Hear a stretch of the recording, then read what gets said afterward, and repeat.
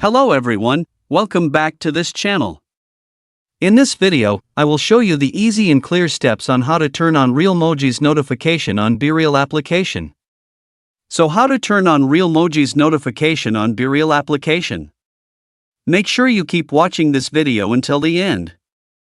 Let's get started right away. Firstly, open the BeReal app on your Android device. This is the initial screen of the BeReal app. Next, tap the settings icon at the top right. And appears like this. Tap notification menu.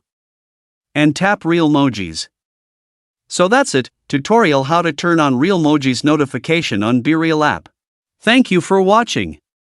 I hope this video was helpful. See you in the next video.